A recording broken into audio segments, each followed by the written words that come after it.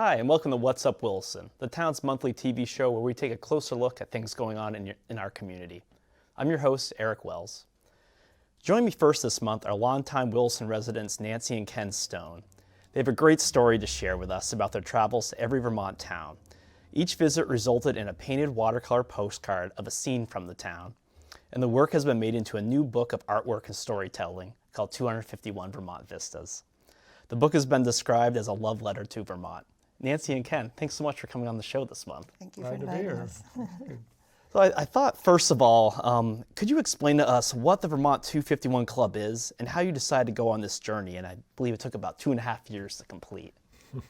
I could explain about the club, and you can tell how we ended up.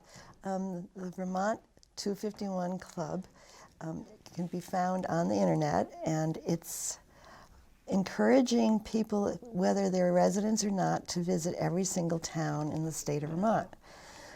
And there's 3 Gores and 1 Warren, which are not necessarily necessary.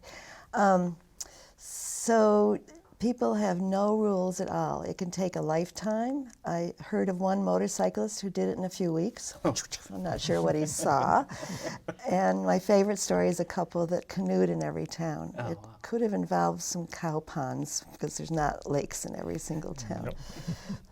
And you don't have to have anything signed at the town office or anything. In many places there are no town offices or people.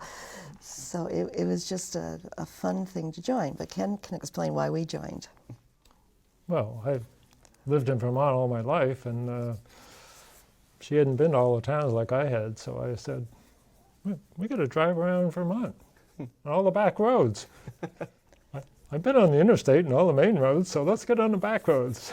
That'll be fun. Right. And he said, and you can do art.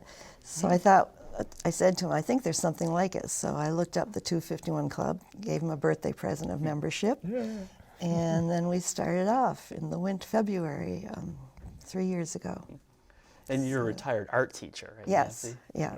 So that kind of led to this idea of having a scene from every town that you visited. Well, when I thought, what can I do? It's not just being an art teacher, but I'm an artist. And I thought, all right, I make books and I do paintings. So I created this box, which looks like an antique post office box. And I did cards for every town and the backs. And these original paintings will be going to UVM Special Collections. So in order to not have them handled too much, I also had some postcards made. So I might be referring to some of them today. Oh, yeah. So next, if you could take us through what that process looked like. I'm just going to close this out. If you could take us through what that process looked like. Well, I was thinking manageable size, first of all. So I thought, well, a post card would be good. And so I cut a certain size, and then I hand lettered postcard on here, drew a circle, and put in the county, and then when we visited the town, the date. And then the front was well, the first time I tried to start painting in front of the round church in Richmond, and that didn't work. He said, let's go. So, okay, that's not going to work. So I took an iPad with me, and I had that, plus a journal, plus the road atlas all in my lap, and at some point he'd say, I'm lost, where are we? I have no idea. Anyway, with the iPad, I was able to sit it up on my studio table and look at it, maybe combine several images. Started with the back and revised them 2 or 3 times until the text was good for reflections in each town. Then I start with pencil, pen, and then watercolor, and then colored pencils to give it a little pizzazz. So each card took about 3 hours to make. Oh, wow. Sometimes when you're driving, she'd say, well, turn around and go back. I want to get a picture back there. Well, some towns are so short that you don't see anything. So all right, well, there's an orchard or something. So I did determine that it was not important to me to be a AAA advisor on what to visit in each town. If someone lived in the town, they would recognize that we had been there. Mm-hmm. Yep. So that idea started with a maple tree with a maple bucket for syrup, and I Those thought, French fries. so.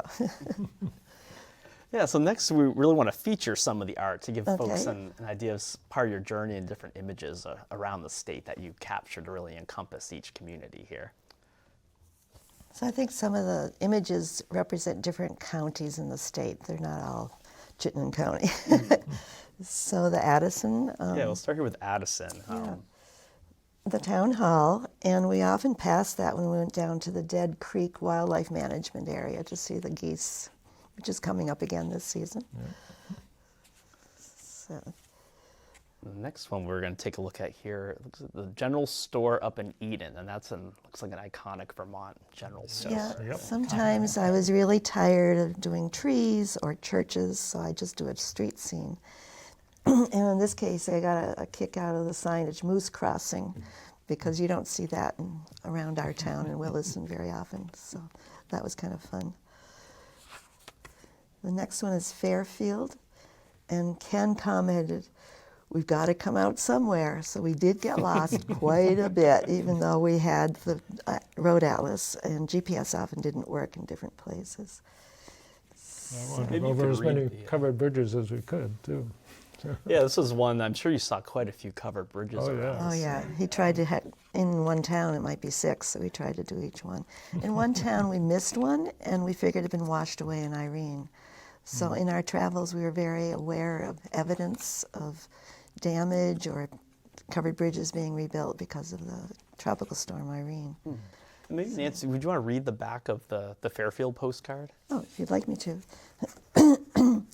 Ken commented, "We've got to come out somewhere." This was October 5th of 2016. "A little lost on the back roads, even with a road atlas." Excuse me. "Beautiful country, gorgeous hilly vistas. The center of town holds quaint old buildings with a new town office. It seems like a peaceful rural place to live. East Fairfield has a small covered bridge on Bridge Street. Newish, no name to identify it." So I was trying to just pretend that these are postcards written to family. Such a great way to journal the Yeah, experience, right? it It's was. it's the postcards of Vermont. Yeah.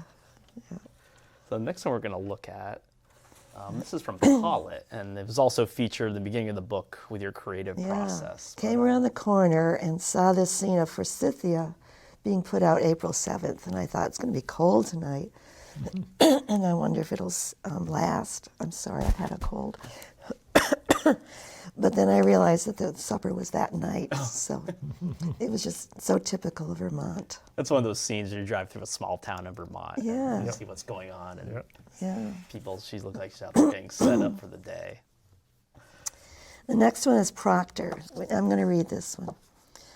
Maybe, I don't know if you can read my writing. "The town is so special to me." This was in May, so the colors are pretty garish, spring green. "My mother was born here, and my grandparents lived at 25 Grove Street. Every vacation, holiday, Christmas was spent in that house during my childhood. Grandpa worked at the marble company, as did many other Swedes and other people from other countries. When the noon horn blasted, he'd walk across the marble bridge, down the marble sidewalk, and by the marble church, where I'd meet him to walk him home for the lunch hour. Both of my parents are buried in the Proctor Cemetery." So I thought, what is special to me about Proctor? And it had to be the bridge. It was difficult doing the perspective of curves, but I still had to do it. So Oh, what a great image. It has such a special connection to you, too. it really does. Yep. Some of the towns did. The next one was so wonderful. June 2nd, 2018. This was Somerset. Our GPS had to help us find the dirt road up to the Somerset Reservoir. "What a magical last day of our 251 Club adventure. Heading up this remote dirt road to Somerset Reservoir, we drove through waves of tiger swallowtail butterflies. Unbelievable numbers as they flitted across the road between a lake and a wooded hillside. I kept exclaiming, 'Oof, ouch, oh no, look out, oof,' while he's trying to drive to avoid them. Sections of the road were also lined with yellow wildflowers. Such Vermont beauty on a sunny June day, so it was a perfect ending. I didn't know what to do for South Burlington. I asked people who lived there. And finally, I realized Al's French fries. It's an institution. That's right. We used to go there. This next one, excuse me, Topsom. I think that's how you say it, Topsom. Down in Orange County. Ken saw dotted line on the map and thought it was a shortcut. And he drove around a maple tree, cutting across the axis. So we were going up this hill, and it was a riverbed of rocks scraping our car. Oh, no. Tree branches scraping the roof. I was under the dashboard whimpering, and I looked up and saw a flag, and I went, oh, someone lives here. It turned out it was a cemetery for those of us who didn't survive. So I thought I'd use the scariest colors I could find.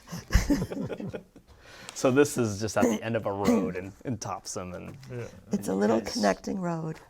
and that's how you found your way back to the main road after. Yeah, Oh, now, I wanted to go on all the back roads Yeah. too, Yeah. but That's where you.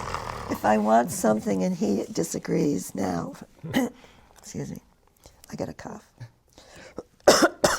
I take him by the shoulders and I'll say, remember Courier Hill Road. where was that? So the next one you can talk about, Westminster. Oh, There's Westminster. Westminster. Westminster is where I grew up. I was actually born in Bellows Falls, but we had this farm in Westminster, which at that time was the third largest chicken farm in the state. Oh, wow. And we had a lot of fun with all those chickens. A lot of stories to tell, but I can't tell you all of them. So sometimes in the club, I'd have a meeting someplace and we'd stay overnight and do 10 towns. In this case, we stayed for a week at a timeshare and visited his childhood haunts. So Yep. that was really fun. Yep. And then the last one, of course, I didn't know what to do for our special town of Williston, and I thought community, 4th of July in the bandstand. So that had to be that painting. And it's a time when you come and you see people who've moved out of town and they have to come back to celebrate 4th of July, and it's just a wonderful gathering time. That's a perfect, So, yeah. perfect scene for Williston. Yeah, yeah. So, So I could thanks tell- for sharing all of those. Yeah, I could talk about this a little bit. Sure. So I had no intention of ever doing a book, but people kept saying, I want these, you should do a book. So this spring we had it. So it's the 251 Vermont Vistas, and it has not only the pictures, but also the written reflections. And then the very last page is my really delightful happiness. We had a very, very dusty car, and I wanted to use Robert Frost's poem about the road not taking made all the difference. Oh, yes. And it came into public domain this year, so it was meant to be. So I was really delighted with that. So, It's such a great project and Yeah. book, and we've had it on the screen where folks can website they can visit to purchase the book. Good. But one thing I wanted to ask both of you, so you've been to every town in Vermont now as 251 club members, every corner of the state. What did you learn through the project, and maybe learn about yourselves as you went through that, and what was that like as you reflect on it? Well, I've lived in Vermont most all my life, so I didn't learn a whole lot, but I was trying to teach my wife about all the wonderful places in this state where we live.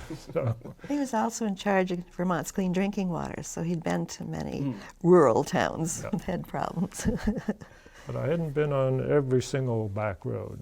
I'd been on every main road in the state, so I'd love to go through all those dirt roads. It's a great approach to it. That's where you Yeah. really see Yeah. what's happening in Right, every town. right. Our first day out, we went to Underhill and went up high on a road we'd never been on, and it felt like it was in Switzerland. But we were also lost. So we left there and went to a bookstore and bought the road atlas to save our marriage. So one thing we found, if we can discuss things calmly, even if you're out of gas, hungry, and lost. That it never can- happened, though. Yes, well, we didn't quite run out of gas. We had to ask a truck driver. God just knew. But it was a really wonderful adventure for the marriage Yep, we and survived. to learn about our state. And it's just, you don't need to leave the state. There's so many aspects of it that are not Chittenden County that are just like different parts of the world.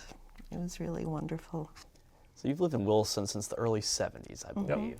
And 71. 71.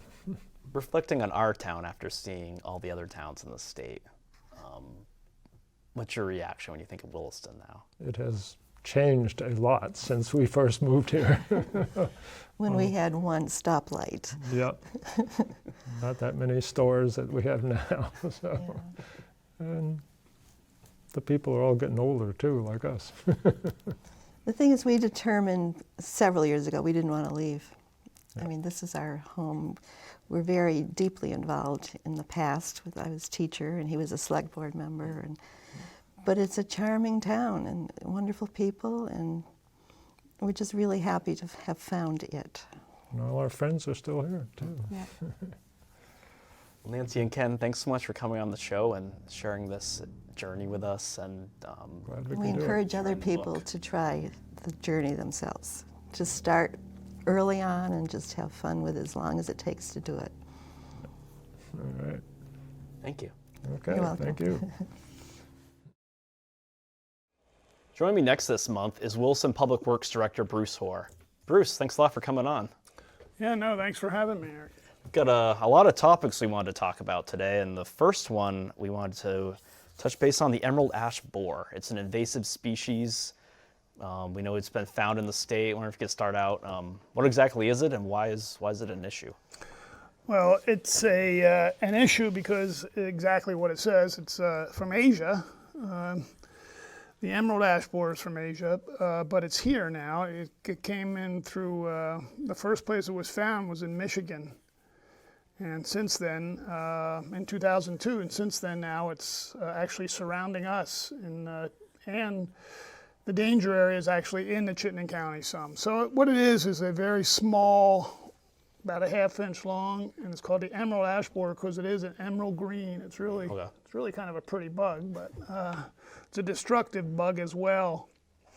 So that's what's going on with it right now.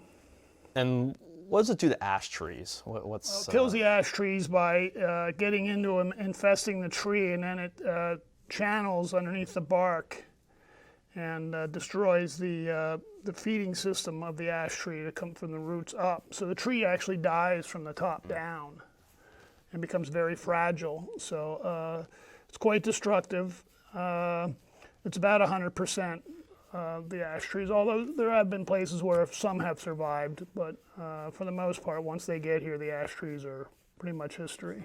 I know the state's been aware of this for a number of years, so they're trying to prepare. They knew it was going to get here eventually. That's correct. And And the town of Williston's been pretty proactive also. We've been removing ash trees. We have over about 450 ash trees, excuse me, that are in our right-of-way, street trees. That's not including ash trees that are found in the town forest or on private properties throughout the town of Williston. So we have been removing them and replacing them with different species of not ash trees, no ash trees, different species of trees, including elm trees, which is kind of ironic because the elms got wiped out and ashes were put in to replace the elms. It's just a cycle of Right, different. so now we're going around in residents' circles. trees. That's right. And if a resident thinks they see an emerald ash borer in town, we haven't had any in Williston yet, right? But That's correct. They've been surrounding towns in the state. What should they do if they think they've spotted the emerald ash borer? Well, they can contact us at Public Works, or they could just go right on the internet and get hold of A&R. Okay. And just put in emerald ash borer. They're going to get all kinds of information. So, and they are really the experts that'll come out and check and see whether it truly is. There is a native ash borer that's been in Vermont for a long time destroying ash trees, but it's not like the emerald ash borer that just is an infestation and just devastates all the ash trees. Okay. So, yeah, we got another thing to be aware of out there. It's Right. other thing, we'll shift gears a little bit here, is traffic calming in town. Where you could explain what is traffic calming and what some examples of a traffic calming device would be for say. Traffic calming is a technique to try to keep vehicles traveling at the speed for which the road is posted. It can have the effect of, and most likely usually does have the effect of actually slowing traffic down even below that speed. There's all kinds of different methodologies. Went over a couple coming here. Speed bumps, which are the very abrupt bumps in roads, speed humps, which are a speed bump spread out, for lack of a better term. Okay. And then speed tables, which are actually quite long, 21 to 22 feet long. You rise up onto it, drive up onto it, flatten out, so your whole vehicle is basically on top of that kind of technique, and then back down the other side. Those are just the ones that can go in the road. I mean, you can take a road and start putting curves into it. You can do neck downs, where you actually bring the curves of the road in to make the road narrower. There are different other kind of, some of the speed limit signs, the flashing speed limit signs, are really out there now to remind people of their speed, and are pretty effective at getting people to slow back down to the speed limit. And we've had some of those on North Williston Road as part of traffic calming. Some different installations with the rapid beacons, some centerline rumble strips. That's right. We have rapid flash on North Williston Road. Is a road in Williston, as you know, that's heavily traveled, taking more responsibility since the Cirque Highway has gone away. I guess I shouldn't even say that word, but so we have put rumble strips on that road. We've put rectangular rapid flash beacons. We've got speed signs. We've got a curve sign that only flashes if you're actually going over the speed limit. Oh, interesting. And we had one speed table for about 2 months.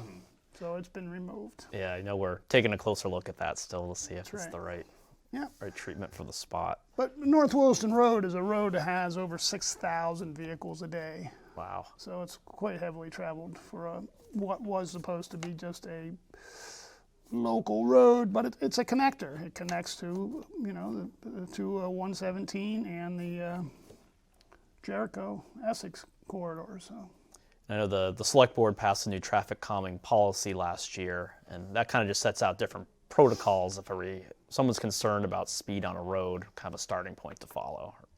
that's a good way to put it. Yeah. I mean, it starts out with trying to educate people, let them know what is going on, what they can do to help get people to slow down, to look at and see if there really is if there is a problem to start with. A lot of people perceive that there's speeding going on, and a lot of times there really is not. But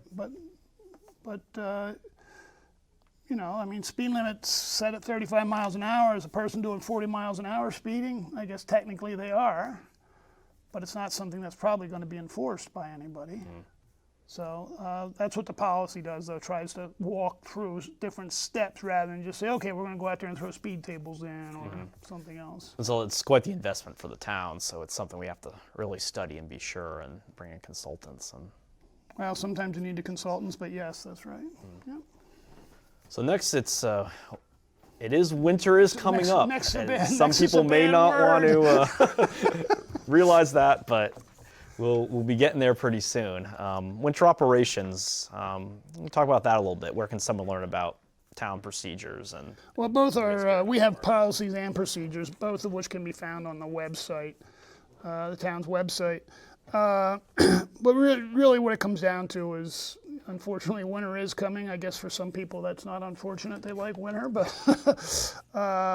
we have 72 miles of road in the town of Williston that we help try to maintain and keep as passable as possible during the winter times. 10 of those are gravel roads, though.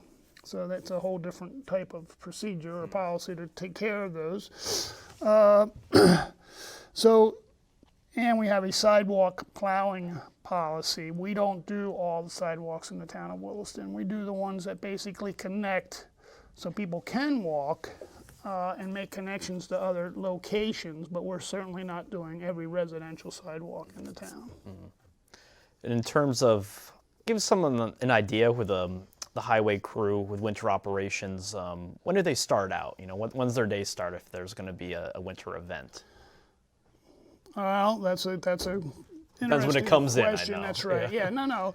What we really try to do, and certainly the storms you have to respond to the storms, but what we certainly try to do is we try to do a lot of the work at night, get started at 2 or 3 in the morning, so that we can get the roads open and things moving for commuters. That doesn't mean that You know, if a big storm comes in during the day and the guys are working, they go right out and they keep working. We'll usually work into the evening, take a break, and then come back to try to keep things open. And if we have to, we'll keep a couple trucks on the road, even while everybody else is gone, just to make sure things are staying open as best we can. You have these storms that just swirl around for a day or two sometimes, right? And it's Yeah. we always talk about safe speeds on the road too, and Well, safe speed is, you know, that's totally up to the driver, but they've got to slow down. That's what it comes down to. There's no way that we don't have a bare roads policy, nor would we ever tell anybody that every road is perfectly bare and safe and then be able to drive at the speed limit on even in wintertime. You may come across black ice that nobody even knows is there. We have some notorious areas, North Williston Road, once again, down through the S-turns. Any place where there's shade that stays on the roads and you know, the sunlight can't get through to help heat the pavement up. We can get black ice quicker than other spots, even on nights when we don't get a whole lot of precipitation. So you just have to be careful. yeah, well, it's a busy time of year coming up. All times of year are busy for you guys, but especially the winter operations with kind of that being on call 24/7 with winter events. So Yeah, the Yes. guy, I'm sorry. oh, I was going to say, if folks have questions, to check out the town website and give us a call, anything with winter operations related. Sure. Just about out of time, Bruce, but I thought we could talk quickly about town sewer system, kind of what our infrastructure looks like and where do things go. Okay, we have 10 major pump stations in the town of Williston are probably our biggest expense as far as keeping a constant upgrade and maintenance on those. Those are checked 3 times a week to make sure things are all going okay. We have 52 miles of sewer line and probably over 800 manholes. But what people could do to really help us out is watch what they flush down the system. That's the biggest thing. Even things that say they're flushable aren't flushable. They don't disintegrate. They get bound up in the pumps. They get bound up in the pipes, and they cause some real problems. It's going to be a big headache for. It's a big headache not just for us, but for the sewer treatment plant, which is actually in Essex Junction. We're part of the town, Tri-Town. Essex Junction, and Williston share the plant. That's good advice. Hopefully, folks hear that and just be aware. Yep. I think we're out of time for today, Bruce. Okay, good. Thank you a lot for coming on the program, Sure. and thanks for you and all everything the crew does out there. All right, thank you. Thanks. Finally, this month, let's take a look at things going on around town in our community notebook segment. Reminder: water bills are due by September 30th. You can pay in person, by mail, or drop box at the clerk's office near the rear entrance of the town hall. The 2019 Chowder Challenge is coming up. You can sample and vote for your favorite chowder from a number of entrants. It'll be Sunday, October 6th from 12 to 3 at the Wilson Village Green. Bring a non-perishable food item and receive $1 off admission. Admission fees are on the screen. And to learn more, visit wilsonchowderchallenge.org. Couple library events to highlight here. A Cook the Book event coming up Wednesday, September the 11th. A clothing swap on Saturday, September 14th. And an Audubon birding and wildlife in the Amazon coming up on Thursday, September 19th. To learn more about these and view the complete schedule of a number of other events and happenings at the library, visit williston.lib.vt.us. And the Recreation Department Fall-Winter Program Guide was just released. It was in the Observer last week, and there's copies available at Town Hall. A number of programs from Recreation for this fall and winter to take advantage of as well. Reminder, we have the Wilson Service Request Portal. You can request non-emergency services. For example, a pothole, a tree of concern, a planning zoning issue. And you'll receive updates from the town as this request is addressed by our staff. Visit the town website for the link and to use this service. Reminder, Town of Williston's on social media. Follow us on Twitter or like us on Facebook. And finally, we're always looking for feedback and segment ideas on this show. My contact information is on the screen. Well, that's going to wrap it up for this month. Thanks for tuning in. I'm Erik Wells, and I'll see you around town. Take care.